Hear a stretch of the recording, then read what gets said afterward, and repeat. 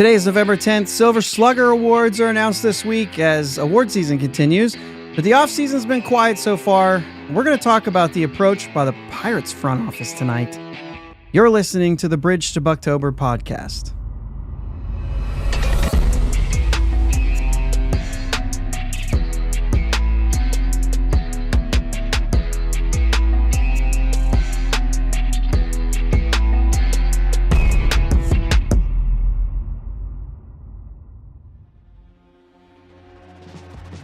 Yins guys, thank you for listening to the Bridge to Buctober podcast, where we talk all about them Pittsburgh Pirates and that. My name is Josh, and I'm joined as always by my brother Jake. What's up, Jake?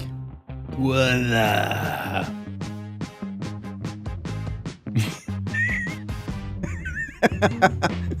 What's up? What up? Where's he going to go there? I didn't know how far we wanted to go with it, so I was like, oh, That's it. That's yeah, far enough. That's far enough. All right, got my Harleen Garcia ball. Nice. Let's go. I can't believe you don't have that up in a case somewhere. Yeah. Oh, boy. Just got it out playing ball with it. So who will the Pirates sign this year that will be injured all season? We're going to talk some off-season strategy stuff today. We got the chat live here. Scott Jackson in there. Pirate Takes, as you may know him. Pack it in, boys. No topping that. It's a short episode tonight, guys. Yeah, I think he signed it with his other hand, OG. This was one of those. I love this ball, actually. It's just got a real, like, I like to grip a ball. And this one you is like to rub the signature off. Yeah, that would be nice. I did rub the sticker off that what do you call it? The authenticity. Yeah. Sticker. Actually I think it was Thursday's show, I finally got the rest of it off when I was just rubbing it. Anyway, I like to rub a baseball. I like to fidget with something, I guess. And this ball's so clean. And yeah. with the Black Pirates P, I absolutely love it. This was one that our mom won at like Pirates Fest or something, and she got it, and she's like, "Who's that?" And I was like, "Harleen Garcia," and she's like, "I don't want that." She's like, "He didn't even pitch for us." So I was like, "Yeah, you're right." She gets it. Yeah, she gets it. I have a couple other baseballs that are up there.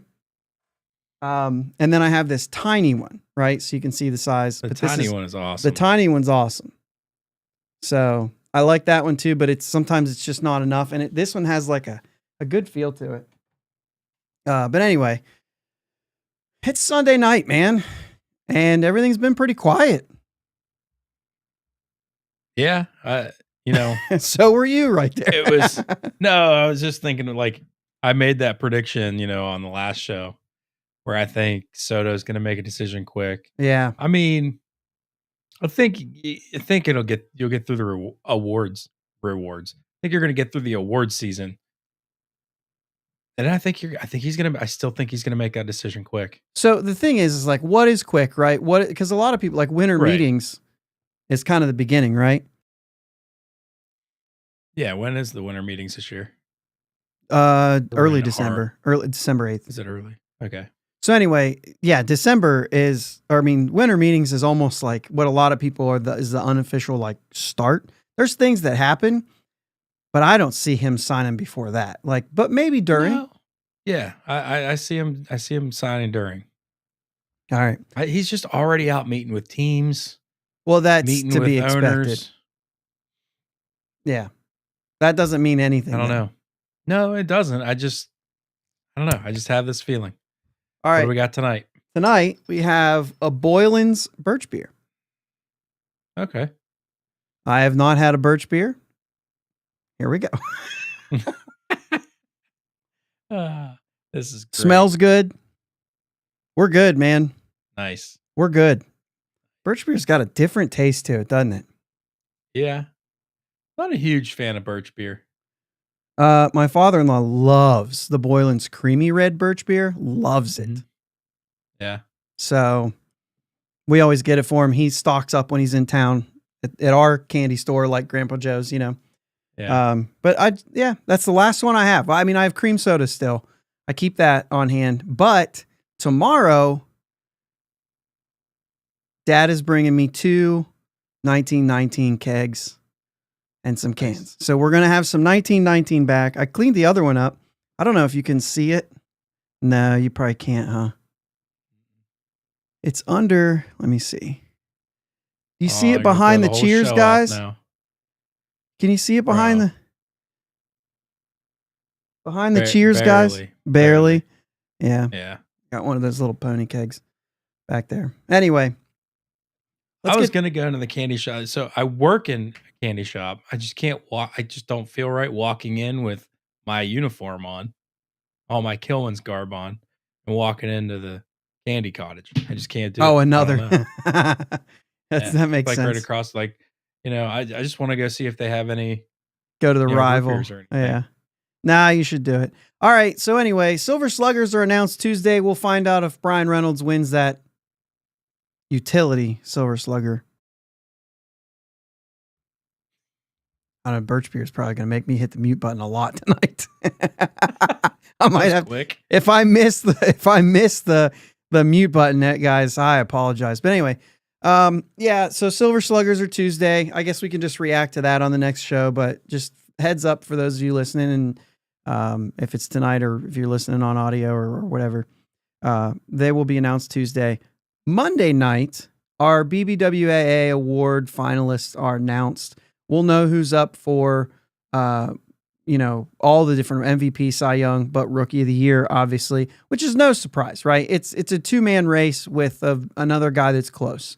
I would imagine you're going to see Merrill, Skeens, and Churio as the 3 finalists, and I can't imagine anybody else jumping into that. Can you? No. It's those 3. I can't even think of anyone else. Does Churio even get a first place vote? Or is it just between the 2? I think I don't think so. Yeah. I think he'll get like a unanimous 3rd. That's a stupid thing to say, but I don't know. Yeah. I don't know if there's not another guy that maybe a few guys will throw in there, like a Shota Imanaga or Yoshinobu Yamamoto could also get some, a couple 3rd place votes or something like that. So I think there's some guys out there that have a chance. I wasn't thinking of them. Yeah, have a chance to get some extra votes. But shoot, maybe Jared Jones gets a 3rd place vote or something. I don't know, depending on who you are. If you got destroyed by Jared Jones twice this year, then you might throw a 3rd place vote out for him. Sure. So, other than that, I think we forgot to announce, and I asked you before, and you said you don't remember either. But I think we forgot to mention that Dave Parker is on the Classic Era ballot for the Hall of Fame. And it's 10 guys on the list. I think the voters get a chance to vote for 3. But obviously, however many, there's no like limit to how many can get in. I guess unless you do the math and say like, well, technically, you can only vote for 3, then I don't know if there's a scenario where all 10 can even possibly get in if the votes are spread out. You know what I mean? Yeah. But I don't know. So anyway, we're hoping Dave Parker can get in, right? I mean, he deserves to be in there. Yeah, he should be in there. So there's that. Put it in the chat, guys, if you have anything else or if you think Dave Parker belongs out. I'd like to see if anybody could think that. So that's a good way to get no one to put a chat in there, right? It's a good way to make sure no one says anything. I don't want to do that. Feel free. Bring it on. So I released a piece on Steel City Pirates. This is going to be the bulk of what we're going to talk about tonight. It went out this morning. So if you haven't read it, understandable. If you have, we're going to kind of talk about that a little bit. And if you are here watching live with us, chime in. But also Jake did not know. So he's not aware and he's not heard anything about it. So we'll get a little live reaction here, or not reaction, but like hearing something for the first time and trying to process it. Right. Mm-hmm. So I think it's It's a good My exercise to apologies do. in advance. No, it's a good exercise to think about because like I had been thinking about this for a while, right? Before I went through any of this process. And so there was a thought process there. And then I was on the fan forum with Gary on Friday. And after we stopped that show, we talked for a while and more of this came up. And I thought, I gotta write it down. You know what I mean? And I thought this is feeding what we're going to talk about this week, even before I wrote anything down on Saturday, but because it further pushed this thought process along to say, yeah, man, I think this is possible. So anyway, let's get to it before we go too far. Let's just go ahead and get to it. We've talked a lot about how this is a prove it season for Ben Sherrington, for his whole crew. Maybe ownership is getting a lot of the flack, but ownership's also not happy. We've gone through all that, right? And we were all surprised when he said, I'm keeping Derek Shelton along with me. Right? We were surprised because we thought, man, you have one chance. You better push all this. And so we've been talking a lot. We've been talking about free agency. We've been talking about trades. We've been talking about aggressiveness. We've been saying you need to go get this. You and I have been heavy on the idea that shortstop needs to be upgraded, period. Where I think a lot of people focus on the outfield. And I'm more in the camp of saying you get 2 outfielders or you get an outfielder and a shortstop. You know what I mean? Yeah. Because I'm just as much willing to let Jack Sawinski and BDLC fight it over right field as I am IKF try to be a shortstop. I mean, I'm being like not nice there when I say that. Like he can be a shortstop, but like that's not, I want that position to be better, right? He can play shortstop. He's not a shortstop. Right. And so, there's that whole process. And so, we've kind of also, throughout the life of this podcast, you and I have said, okay, there's a rebuild in place. And from the very beginning, they talked about sustainable winning year in and year out. They did not want to rebuild to open a window. They wanted to rebuild to win every year. And sometimes you take a year off, like a year step back, like Tampa just did. And sometimes you just keep trucking along like Tampa does a lot, like Cleveland's been able to do. And I think it's harder for Tampa being in the division that they're in than it is somebody like Cleveland or Milwaukee or even Pittsburgh. Because we're in a division that's not always the Yankees, the Red Sox, you know what I mean? The Blue Jays, or even let's, go National League and say the Dodgers, the Braves, the Mets, you know what I'm saying? These teams that are year in and year out, a lot of money being poured into their team and very good. Yeah. So it's easier for a team like this to be able to go down this path of saying, we're going to build this so that we have sustainable winning. Tampa right now, they're talking about 3 different guys that are great players that they're looking to trade. You know what I mean? Or Brandon Lowe is a possibility to trade, right? And so he's got $10.5 million coming up. He's got an option for $11.5 million the year after that with a $500,000. Like they're going to move him. They won't let this go further. Right. And it might be this offseason. And they might be able to hold on to him because he's got that option for another year after this. They could go deadline. They could move him. Even if they're in a race, they would do that. They did that with Willie Adames. You're like, wait a minute, what? And then, of course they had the other guy who came up that, should not be named. And so it just, you know what I mean? They just continue to turn it out. I think Fairbanks is on the block and one other guy, I can't remember off the top of my head, Yandy Diaz. So like there's guys that they're just willing to say, yeah, I know they're good. That's all right. We're getting rid of them because they're getting expensive and I can get return for it and just keep this cycle moving. Yeah. With that being the idea here, you change a rebuild from a 3-year rebuild to a 5-year rebuild. That's just the reality of it because you have to have more of a system built up and you have to get to a point where you're ready to move a couple guys, which actually I don't think the Pirates are, but maybe they are. I don't know. Maybe they're in a position where there's a guy or two they could actually move to get something in return and be able to backfill that. But I don't, other than pitching, I don't see that. But that's for another day. So anyway,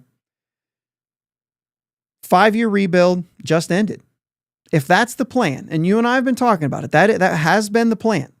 We think they fell short of expectations last year. That should have been a stepping stone. They should have been closer to 80 wins.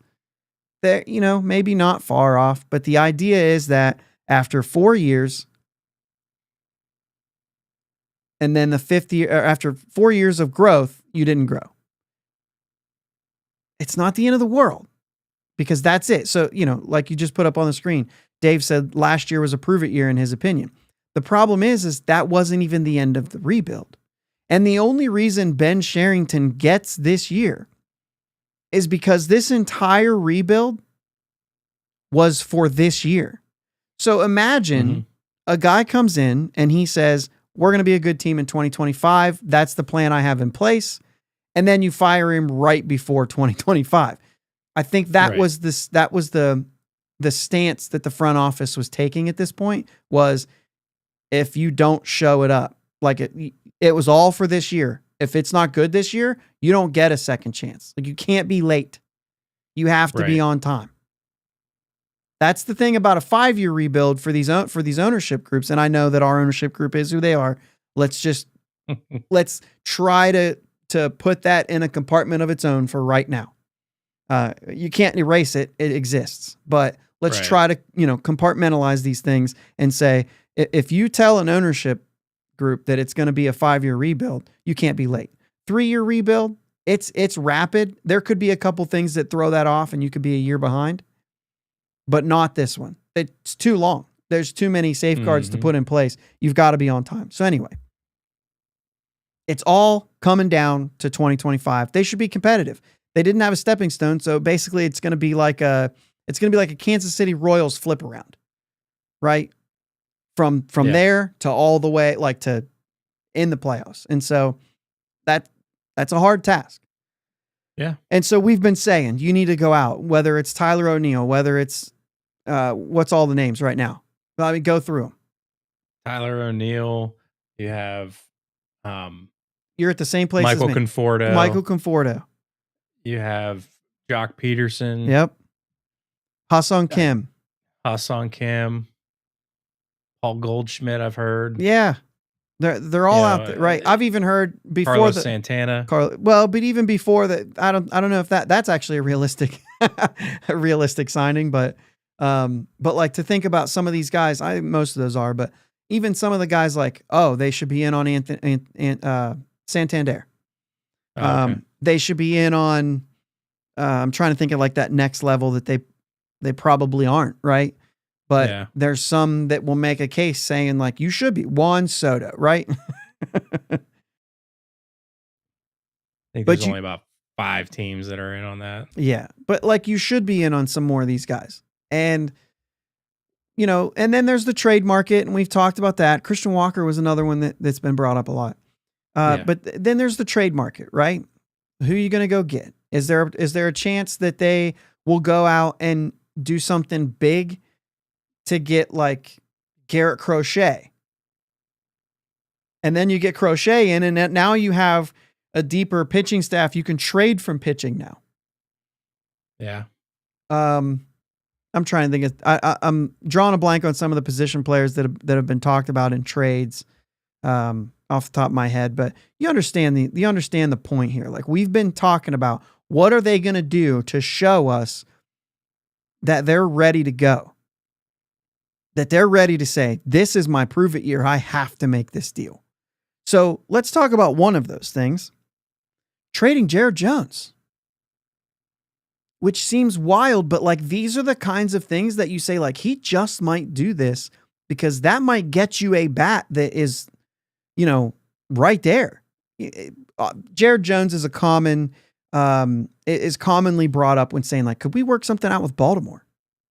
Yeah. They've got Colton Cowser. They've got Heston Kjerstad. They've got Kobe Mayo. Like, you've got these names that would be a great return for Jared Jones and then just rely on either signing a free agent starting pitcher that's, maybe, to fill out maybe that 4 or 5 spot or even go and getting a starting pitcher as you do that to get like a starting pitcher with more experience or something. So like that's a big move. That's an example of something that they could do. Brian Reynolds moving to first base, which I think that can happen either way. Brian Hayes being traded is a big one that you hear a lot. Like, but you're selling low on that, so I don't know that that's where you want to go. I don't know if you want to sell low on that, but it's brought up is my point. Nick Gonzalez being involved in a trade, right? And so you can go down that path. You can talk about Henry Davis, something where this team gets creative. Termarr Johnson's gone. Ashcraft is gone. Maybe Bubba Chandler or Thomas Harrington gone. Make some radical moves to make a serious impact on the 2025 roster because now's the time.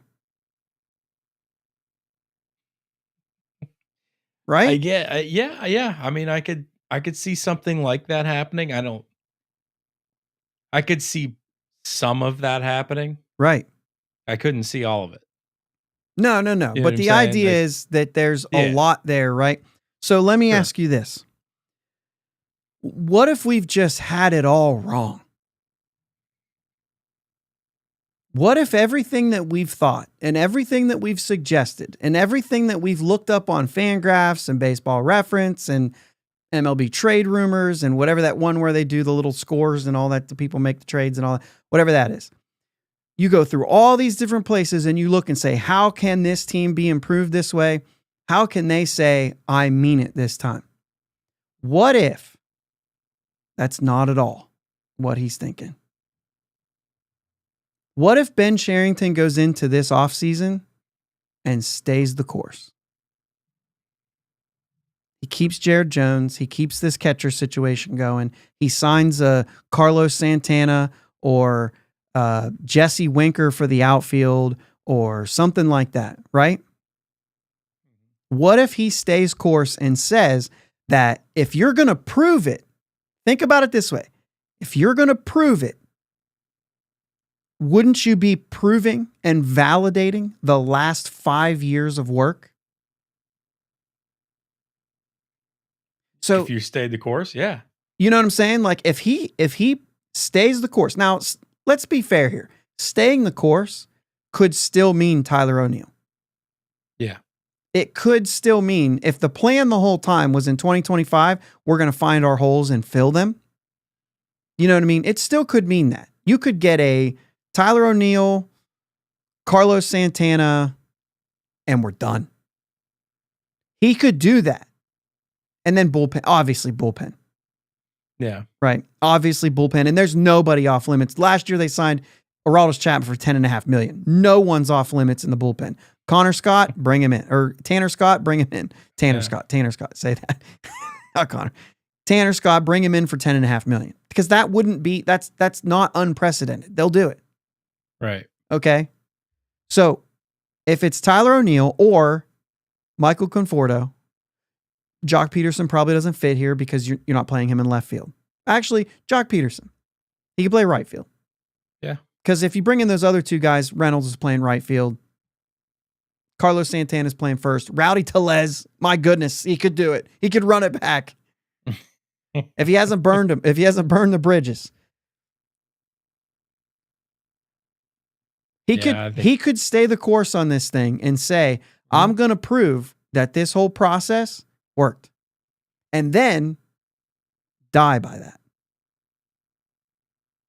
I'm saying, or that's what I meant, not and then, but or else die by that.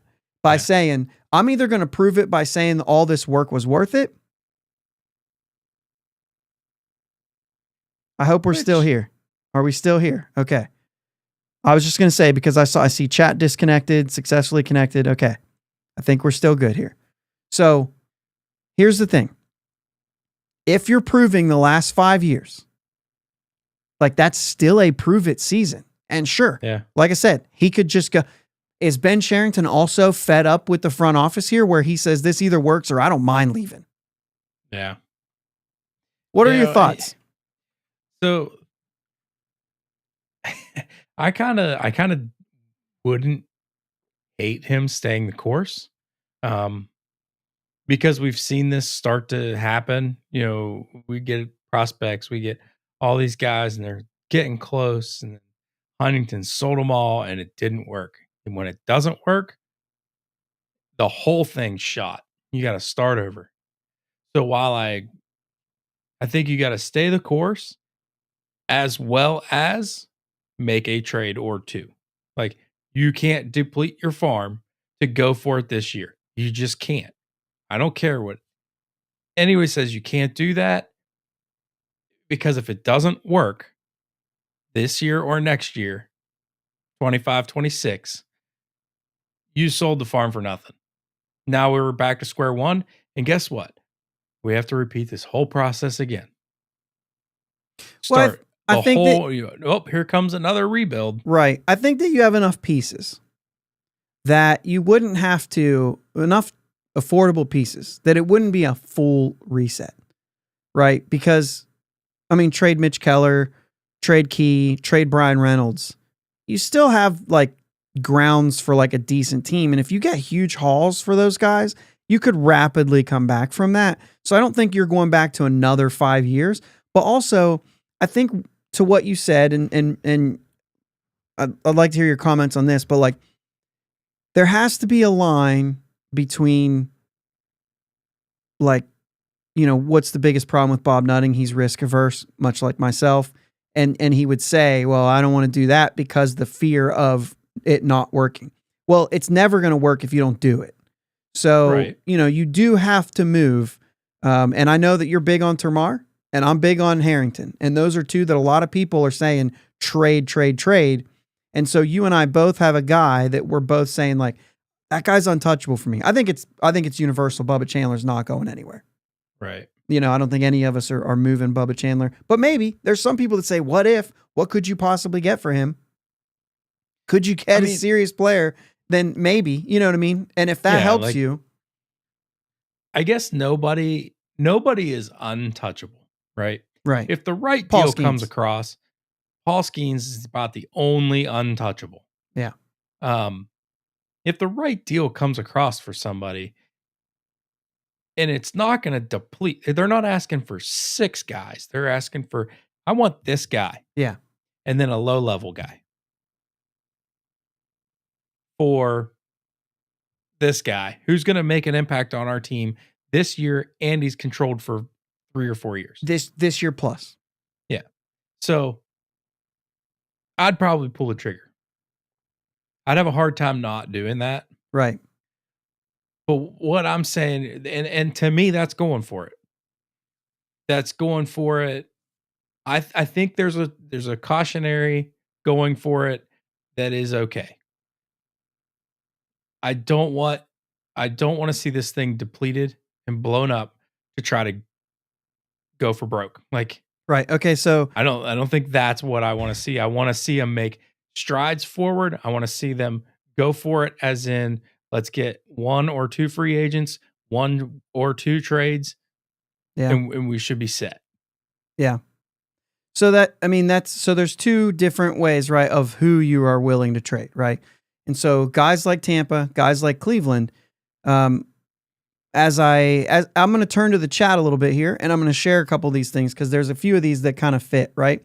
And so Dave White says, I would not trade Chandler, Harrington, or Jared Jones. I'd rather trade Keller. And so, Dave, listen, I don't disagree with you. As a matter of fact, I've even brought this up myself. I will be a devil's advocate with all of these. I'll support and be devil's advocate. The problem with trading Keller is now you literally have no veteran presence in the starting rotation.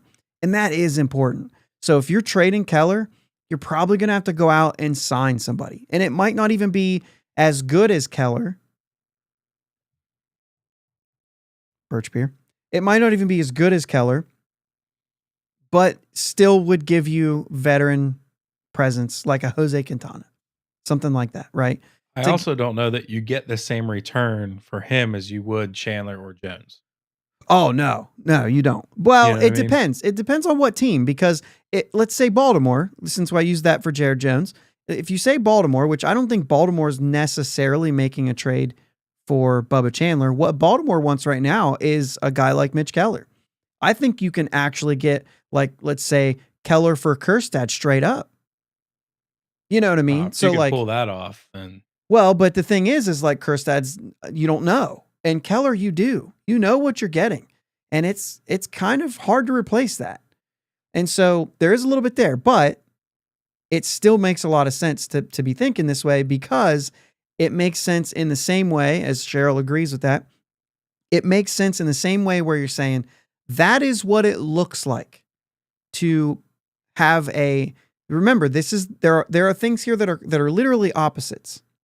There's window and there's sustained winning. And those things are opposite of each other, because sustained winning will trade guys like Mitch Keller and bring up guys like Bubba Chandler and work things that way, where window would trade the farm and bolster the major league team and then rely on doing the same thing, like with drafting, developing, and also you open a window and then you go into a rebuild, and then you open a window and you go into a rebuild. So you're going to have like 3 to 4 years of a really good team, and then 3 to 4 years of a really bad team, and then try to flip it around and do it again.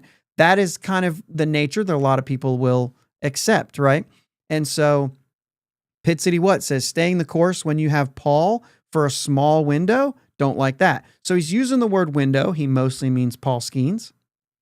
But at the same time, like if you are saying we have Paul Skeens, everything all in, and you say that essentially while Paul Skeens is here, we're going to try to be a good team. As soon as he's gone, we're probably going to stink, because you're going to trade. Let's say Nick Gonzalez becomes a major league player. He's gone. Reynolds is already gone. Everybody has to be gone because you've already emptied. There's no one coming back. And this team will not compete in free agency.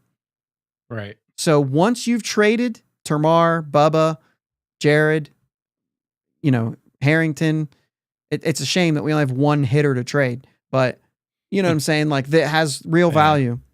But once you've traded those guys, you've got nothing left. You have to rely on, doing like drafting really well. And while they've done great on the pitching side, they haven't on the hitting side. So I'm not really sure that you're going to get more Termars. Like we just haven't seen it. Right. Yeah. I hope so, but and they've made some new hires that maybe it gets better. But that's the thing is like, so, as Pit City What says, need to go for it. Like you agree. And of course we're fans. We have to, right? Mm-hmm. And he doubles down saying, if Skeens wasn't here, then maybe, but you got to go for it. So if Pit City What, if you were the GM and if we were the GM, we'd be doing the same thing as you are. We'd be looking to make a radical move. And you know what? One of the best moves you could probably make is trading Jared Jones. But then again, roommates with Paul Skeens, like best buds. So what does that actually do when you're saying, well, we want to make Paul Skeens happy? Well, then you keep Jared Jones, and then you're trying to figure out what the heck to do. And like I said, maybe it's Keller. But if you do that, then how do you replace what Keller is? Because now, I mean, you're almost already committed to a 6-man rotation next year. Listen, if we're already committed to a 6-man rotation, then Roki Sasaki is a name to look at. I mean, why not? Yeah. 22-year-old getting posted, throwing 97 on average. Right. I mean, coming over from Japan, he's going to be a little bit limited. I think I was reading he hasn't reached 130 innings yet. Right. So, I mean, that would be a guy, his highest ERA over there was like 230. Yeah. Dave White says, if the Astros decide to trade Kyle Tucker, what would you give up for 1 year of him? Again, if you want sustained winning, you're trading Kyle Tuckers. You're not trading for Kyle Tuckers. Right. And the Pirates aren't in a position right now to do what they need to do because they're not there yet. They don't have a guy that like a Kyle Tucker that they can move. Brian Reynolds and maybe, 3 years, 4 years, right when he has 2 years left on his deal. I think Reynolds probably wants to stick around, but it would be moving him. I mean, you got to remember, even though this was a different time, but like, think about what made us so mad about McCutchen being traded in general. Never, ever trade him. He should have been here forever. He wanted to be. We wanted him to be. And he got moved. But we have Brian Reynolds because of it. Yeah. And so it's really hard because Brian Reynolds is our best player. Mm-hmm. And so, when you see that, you're like, well, I guess that sort of thing, right? You know what I mean? Kind of makes sense in the big picture in hindsight.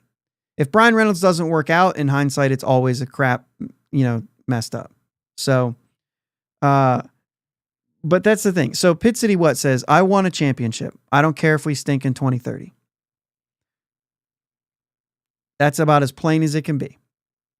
Yeah, and I'm just me and Pit City What not on the same page. I do care if we stink.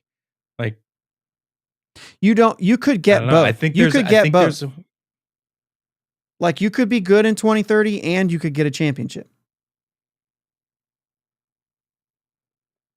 Yeah, I think you could.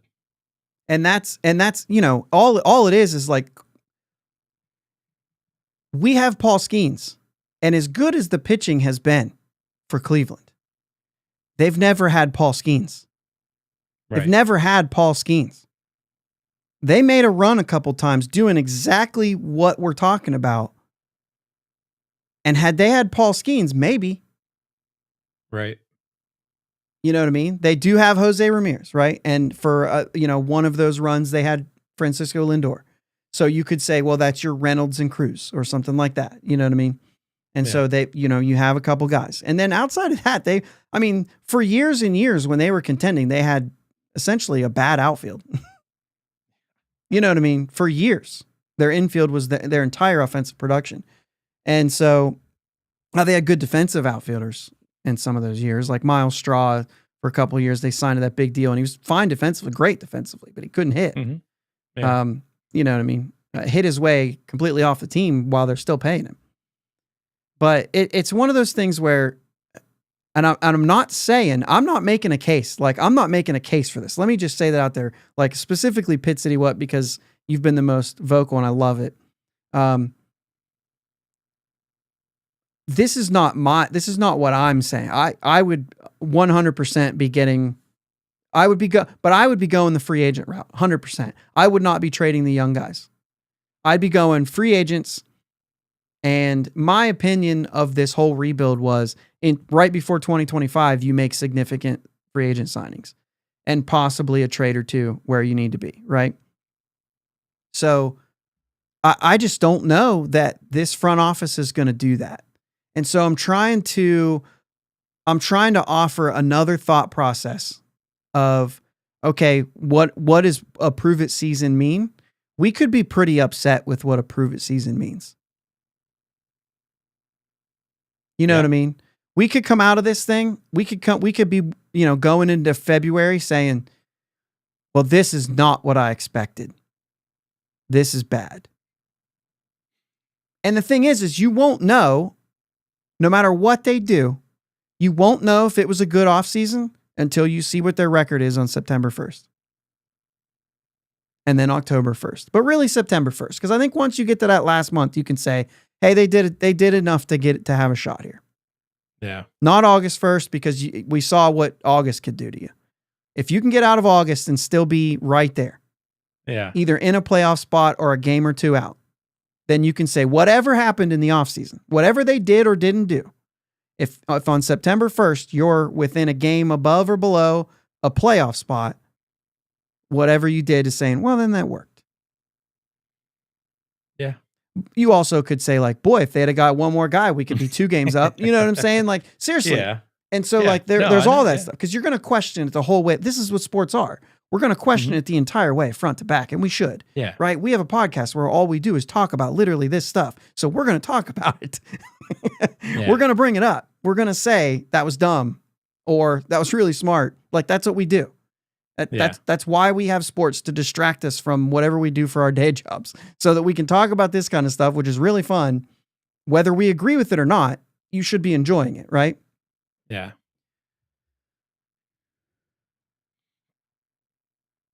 Is this something you want to bring up here? Yeah, I mean, Mike says, this management group is on playoffs or you're done. That's what prove it means. And well, that couldn't have been said more plain. Right. Like dead on. While I get it, I think there's a way, if you miss the playoffs, but you're literally like right there. I don't know. It depends on what that record was. Depends on what your record is. If you're the Diamondbacks, if you're 90 wins and not getting in the playoffs. Yeah, Diamondbacks had 89 and missed the playoffs. They had the same record as two other teams that are in the playoffs, but they lost the tiebreaker. That is about the only way. If you have 88 wins and you were out the day before that, I'm sorry, you're gone. Mm-hmm. Because I gave you a chance. Or at least let's say this. If 2023 Diamondbacks, who made it in with 84 wins, if you're one game out at 83, that's definitely not good enough. Yeah, no. Maybe above 85, maybe there is a little bit of like, all right, I see it. If it wasn't for a better year, you could have gotten in with 86. You know what I mean? Yeah. So that's about it, though. I'm with Mike here. If you don't make the playoffs, we're getting a new GM.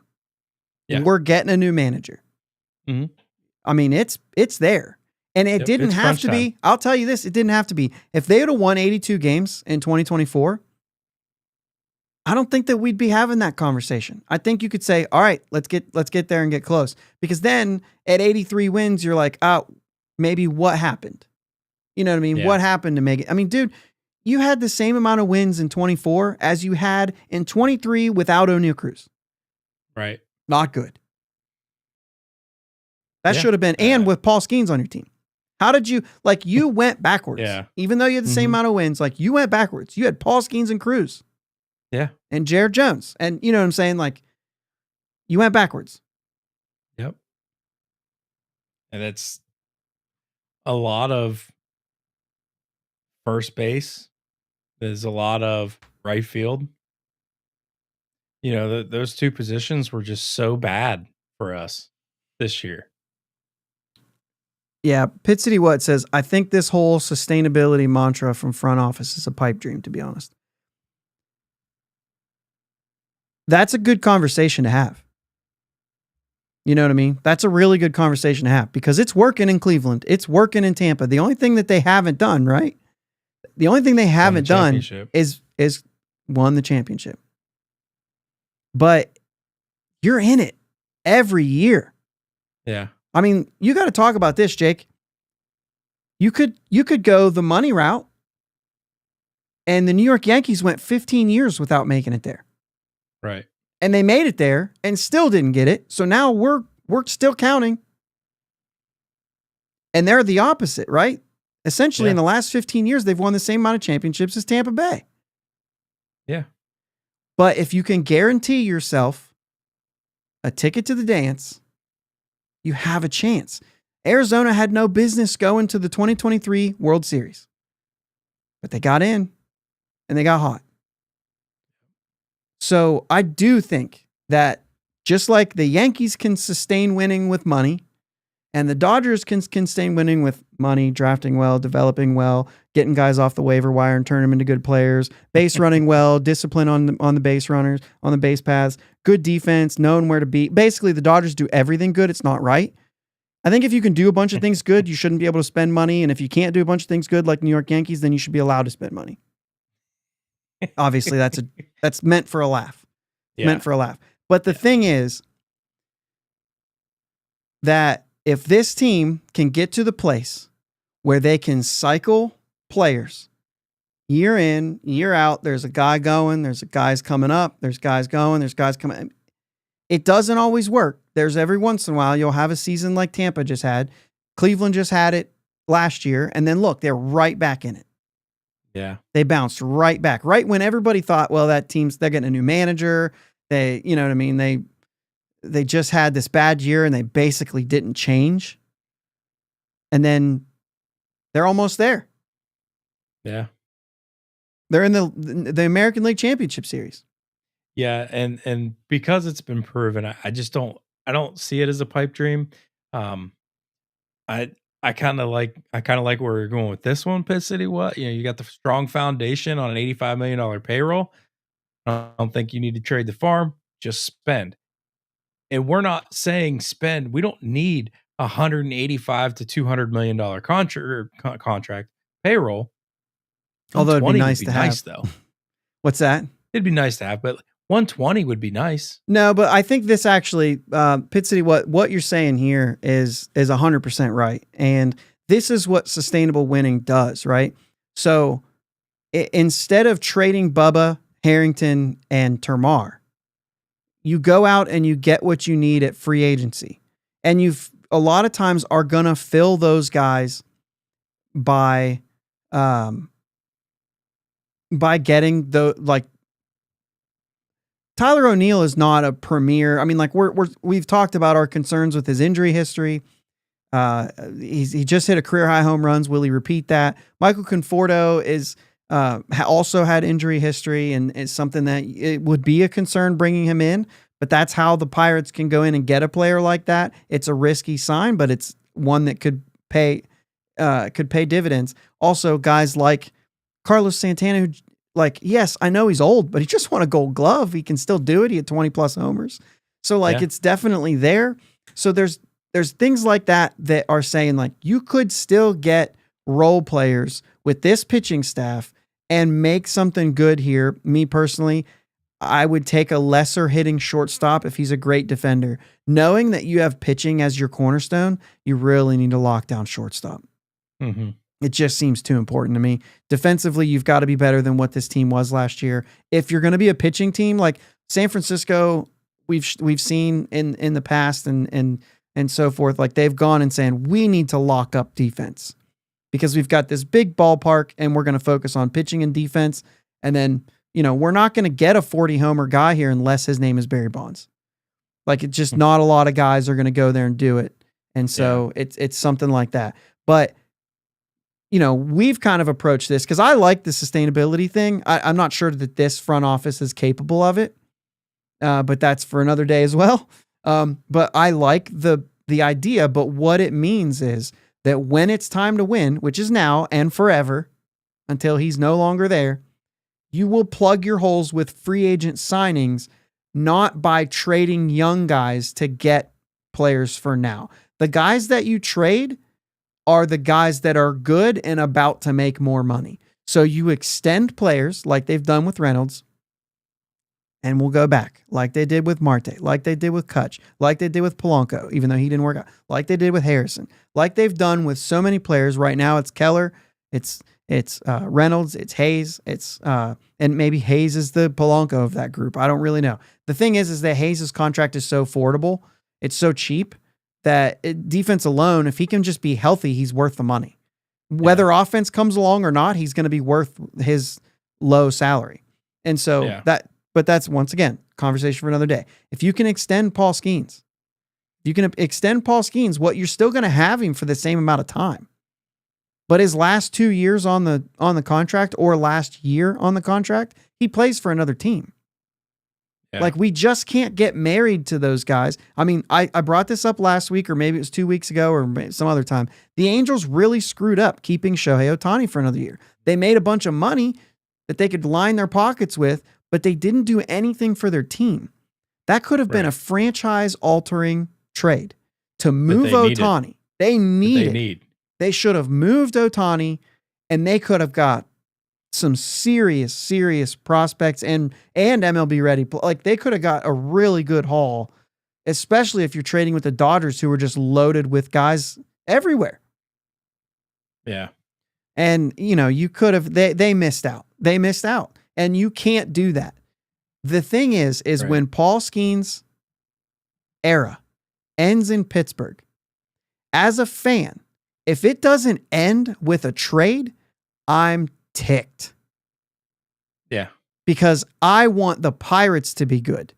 And while I am going to be a huge fan of Paul Skeens, if I don't get a return that helps the Pirates be good for the next 6 years, then it was all for, unless we won a championship. If we win a championship, it's not all for naught. I don't want to say that. That's the wrong statement. That's not how I think. Yeah. But like, it has to be worth it. And I know that like sucks to hear, but that is what needs done. You know what I'm saying? Like, Lindor being traded from Cleveland gave them their middle infield for like 4 years. Yeah. It was impactful. And there's other pieces too that can go, you can look back at some of the deals that were made and guys that were brought in different trades, and being able, like right now, they have Josh Naylor. If they keep Josh Naylor for 2025, they've missed an opportunity because they have Kyle Manzardo to play first base. You move Naylor now, even if you get one or two players, because he's only got a year left, and he's certainly not Francisco Lindor. Right. But you could still get impactful talent in return for him, and that's sustainable winning. If you want to open a window and be bad in 3 years, that's also a way to go. You know what I'm saying? Mm-hmm.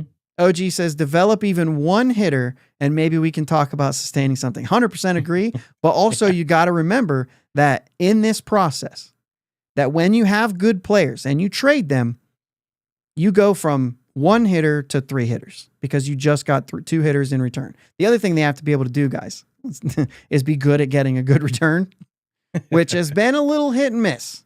Yeah. In this front office. It's been, and sometimes it is, but you'd want to hit more than you miss. And so there's some pieces there that like, I wish we could do better getting the right return. Yeah. You know what I'm saying? And that's what, once again, I told you, Jake, I said it a little bit ago, I'm not sure this front office is capable of it. And that's kind of where I'm going. But I'm just saying, the idea is that that's what sustainable winning looks like. When Tampa trades Brandon Lowe this offseason, then they're going to get pieces back that you'll see later. Now, the other thing is OG says develop even one hitter. So there's also a piece of that. Like if you trade a guy, you've got to be able to develop that guy too. Right. And so, that's going to be huge. I mean, let's talk Jack Sawinski. We've already won that trade, but did Jack Sawinski actually get developed right? Or did he get screwed up last year? You know what I mean? I mean, last year was, he was a big part of the reason we took that step back. Huge reason. 26 home runs to what, 9? Yeah, 9 in the end. Yeah, but it was just bad, right? The number of home runs, it was bad. His on base dropped, and he struck out less because he was swinging early, and it was like, no, pick out your pitch. I'll take the strikeouts. I understand that there's a lot of fans in Pittsburgh who hate the strikeout. They want to see bunts. They want to see guys moving up. I love that brand of baseball too. This league right now doesn't play that brand of baseball. Right. And it's hard to win that way. It's hard to win. Until they change something on the mound, it's hard to win that way. So, it's just where I'm at. Listen, Pit City, what? I'm going to tell you right now, we agree more than you think. Because it's frustrating because they don't even have to trade.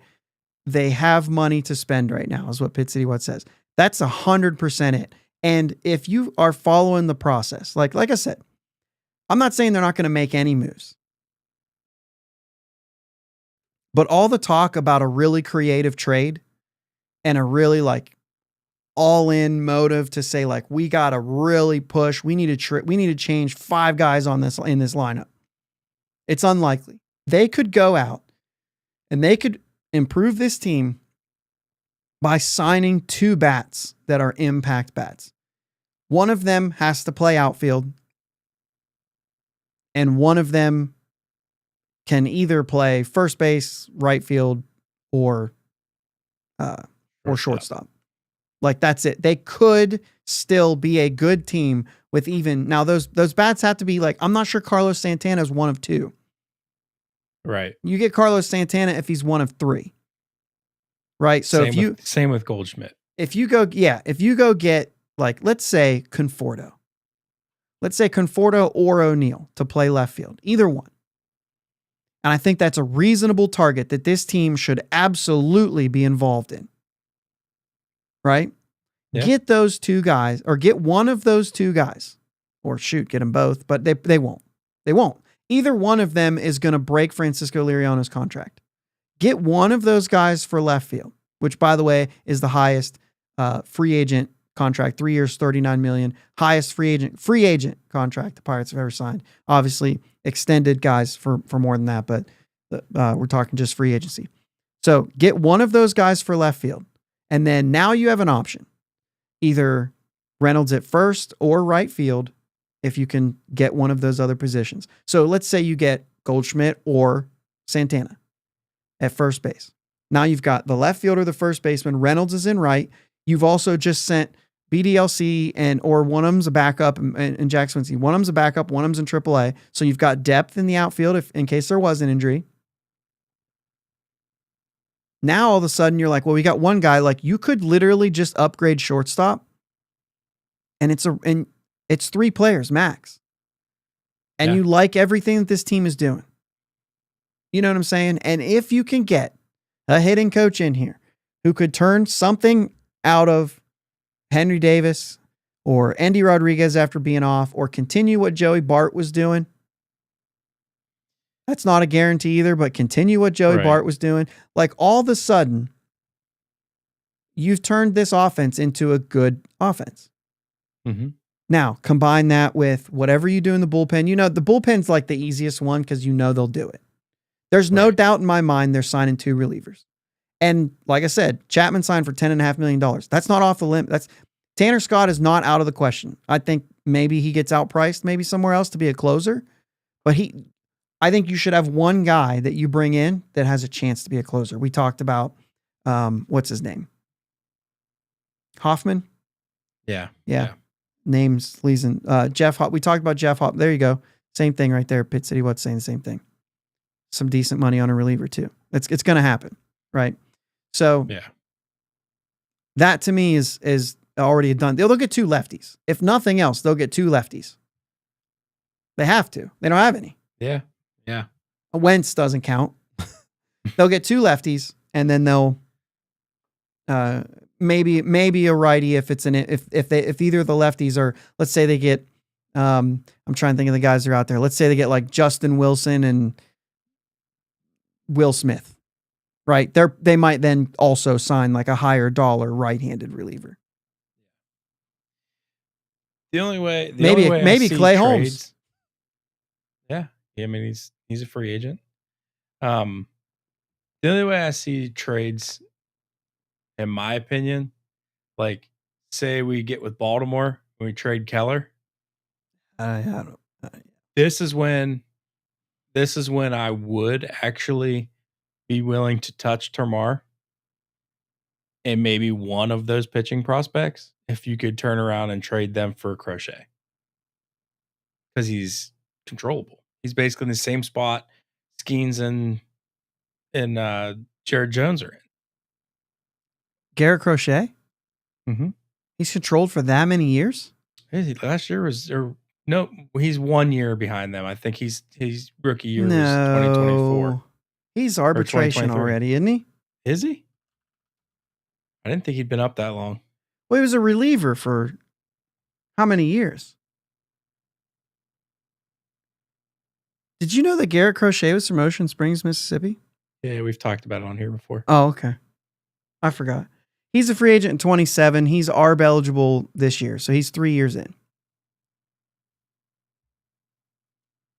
Yeah. Okay. So maybe I wouldn't touch it.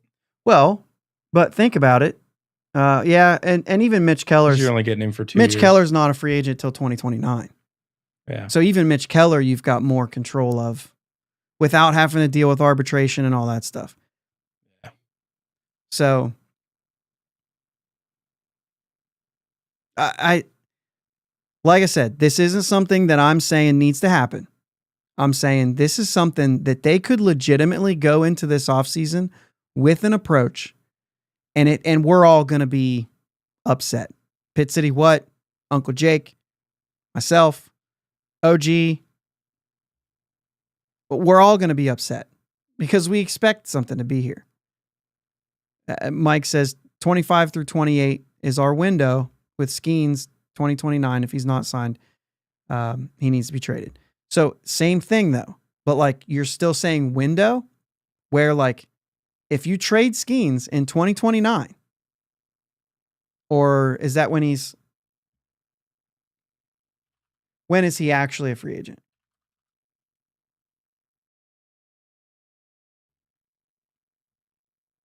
Well, I'd guess, but I know you're looking it up. It doesn't say because they don't update it. Okay. I mean, just do the math. It's 24 is 1, 5, 6, 7, 8, 9. So 2030. So you have to trade him before the 2029 season, just like he's saying here.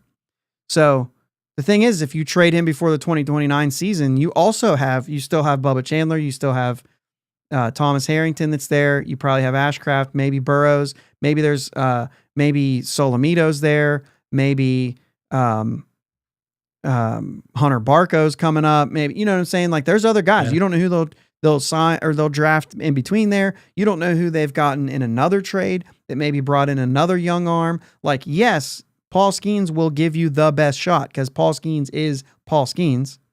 Right. By the way, beard looks great. Yeah. I understand the mustache thing and all that. Maybe he'll go back to the mustache for the season, but the beard looks great. Yeah. As two bearded guys say. Of course we think so. But so, you know, it's the thing. And I would say also be aggressive. This offseason, make sure that you can trade Skeens in 2030 or after the season in 2029 with 2 years left because you've extended him and added 2 years. Yeah. I don't think it's going to happen, but like, that's what we're supposed to be doing here. Yeah. You know what I'm saying? You extend, and then if you trade him with 2 years left, think about the haul you're going to get. And if you even take 1 year back, you're going to be right back in it. Like it is so like it's being done elsewhere. Right. This whole process is already being done elsewhere. It's not like it was done in Houston. And the only thing Houston did, because they're going to take a step back now. And the only reason is because they've let too many guys go to free agency, like Carlos Correa, like Alex Bregman this year. So they didn't get anything back for those guys. If they are 1 year now, they get a draft pick. They get a draft pick because whatever. The thing is, like, I will say this, like, Correa, I get, because they were in the midst of the whole thing and chasing down the World Series. Although, didn't they go to the World Series the year he was gone with Jeremy Pena? I think so, yeah. You know what I'm saying? So maybe they could have done it a year ahead of time. You know what I'm saying? Yeah. But the thing is like you have to keep turning it over. And that's what they're trying to build here. I just don't know that they're going to last long enough to see it through. Now, maybe when Sherrington goes and you bring in the next guy, he already knows how to do it. We've already talked about Matt Arnold last week winning GM of the year. He's going to do that same thing in Milwaukee.